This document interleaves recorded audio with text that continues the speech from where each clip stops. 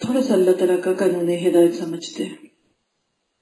بہت دفعہ قرآن میں ہوا لیکن سورہ یاسین کی نظر کرتے ہیں اس بات کو. اللہ تعالیٰ نے ہدایت کے راستے کھول کر بیان کر دیے. ہدایت جو ہے نا یہ اندر گلیوں میں نہیں ہے. جیسے آپ نے کہیں جانا ہو تو کہتے ہیں نا ہاں اتنی گلیاں گھومے اتنے موڑ ہیں پتہ نہیں گھومنا جائے. کوئی کہتا ہے نہیں ہمارا اسکول بالکل مین روڈ پہ ہے, تمہیں باہر سے اس کا بینر دکھ جائے گا.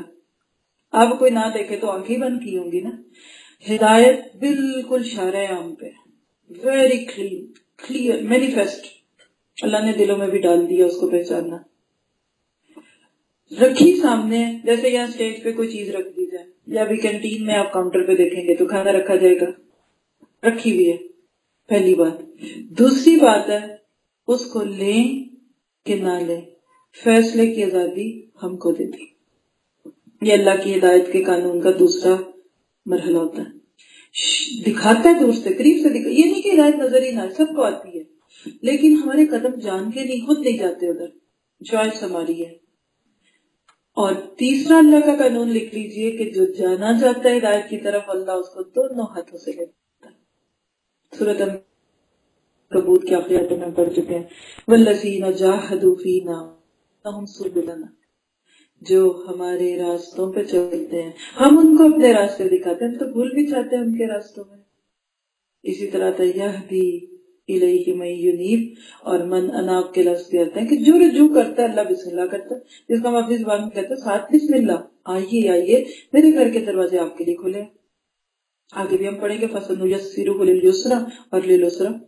اسی طرح اگلا شک لکھ لیجیے, اگلی شک لکھ لیجیے اس قانون کی کہ جو ہدایت سے منہ پھیرتا ہے نا تو اللہ اس کے لیے وہ راستہ بھی بہت آسان کر دیتا ہے. غالباً سورہ اللیل ہے, اگر چیک کر کے کوئی دیکھ لے. فَسَنُيَسِّرُهُ لِلْعُسْرَىٰ اور لِلْيُسْرَىٰ دونوں لفظ آتے ہیں. آسانی کی طرف جاؤ گے, جنت کی طرف, ہدایت کی طرف, تو وہ راستے دن بدن آسان لگیں گے. پہلے اٹھنا صبح مشکل لگتا تھا, اللہ آسان کر دے گا. رائٹ پرابلم کرتا تھا, اللہ آسان کر دے گا. پارکنگ کا پرابلم تھا, اللہ راستے آسان کرتا ہے. جو آپ چاہتے ہیں اللہ بھی وہی کرتا ہے.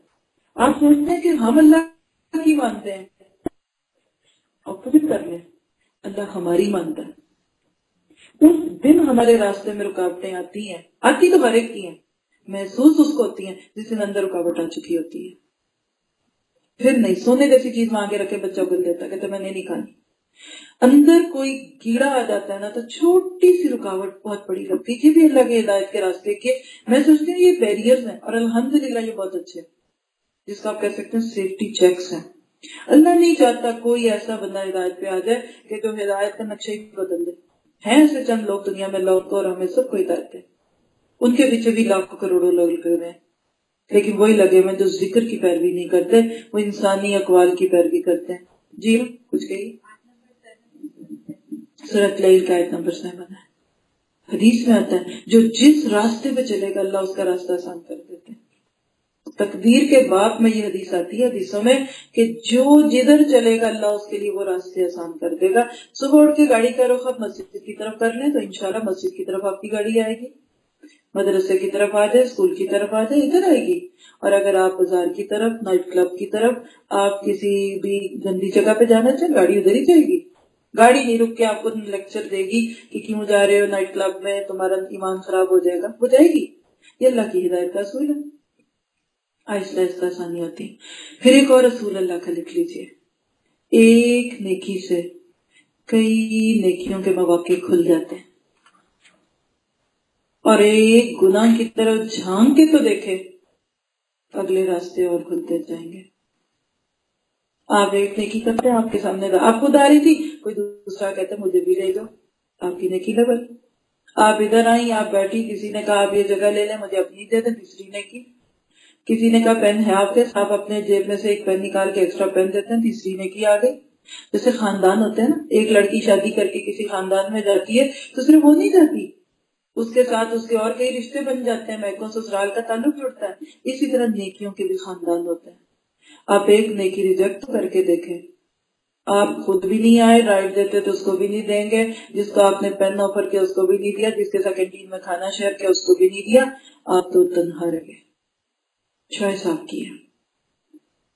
یہ اصل میں سزا ہے. من بین ایدیہم صدا ومن خلفہم صدا, اور کتنی گھٹن ہوتی ہے اس کے بعد.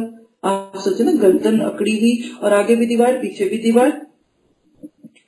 ایک اور اصول لکھی اللہ کے قانون ہدایت کا: ہدایت سے محروم صرف ان لوگوں کو کیا جاتا ہے جو ہدایت کو پہچان کر پیچھے ہٹ جاتے ہیں، پھر چوز نہیں کرتے. اللہ معصوم لوگوں کو سزا ہی نہیں دیتا. قیامت کے دن بھی اللہ کا یہ قانون سامنے آ جائے گا: جس کو پتہ لگ جائے پھر چھوڑ دے، اس کو جو چکھ لے پھر چھوٹی چھوٹی باتوں پہ گرجس میں آ کر اس کو پیچھے ادھر ادھر کر دے، وہ محروم ہے اور حقیقی محروم ہے. پھر ایک اور قانون ہدایت کی شکل لکھ لیتے ہیں، اور وہ کیا ہے کہ اتنی پیاری صاف کلیئر ہدایت ہے، پھر لوگ کیوں نہیں لے پاتے؟ وجہ: ہدایت پانے کی چوٹ اپنے مفاد پہ پڑتی ہے. کوئی فائدہ چھوڑنا پڑتا ہے ہدایت پہ آنے کے بعد، کوئی آرام چیز چھوڑنی پڑتی ہے، سو آن. آپ مثالیں خود سمجھے، میں صرف اس وقت آپ کو رولز لکھا رہی ہوں. مثالیں سارے قرآن میں آپ کے لیے بھری پڑی ہیں. دوسری بات، اپنے مقام پہ زد بڑھتی ہے، یا مفاد چھٹتا ہے، بینیفٹس چھٹ جاتے ہیں، یا مقام، سٹیٹس. آپ کا اپنا سٹیٹس چھوٹا ہوتا دکھتا ہے، آپ کا آؤٹ لک خراب ہونے لگتا ہے. آپ کو لگتا ہے کہ میرا مقام تو، مجھے تو لوگ پوچھتے تھے اور میں تو شمع محفل تھی اور میں تو لیڈر ہوں، مجھے انہوں نے کہاں بٹھا دیا. اس کی چوٹ پڑتی ہے. یہ دو بڑی مصیبتیں ہیں جو مکہ والوں کی بھی تھی اور مدینہ والوں کی بھی تھی. وہ اپنا مقام نہیں چھوڑنا چاہتے تو انہوں نے دیکھیے جنت چھوڑ دی، مقام نہیں چھوڑا، سرکاری کا شوق تھا. میں کہتی ہوں کتنا بد نصیب ہے وہ شخص.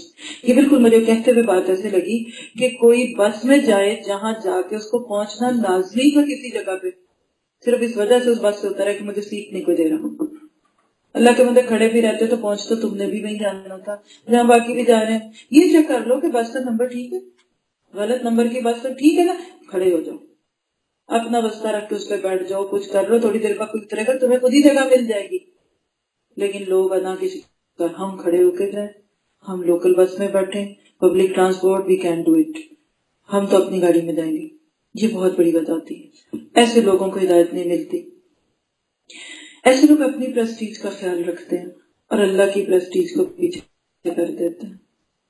یہ نہیں سوچ پاتے کہ ہم نے کیا کیا. اور اسی کو اللہ نے قرآن میں کہا: ختم اللہ علی قلوبہم، اللہ ان کے دلوں پر مہرت لگا دیتا ہے.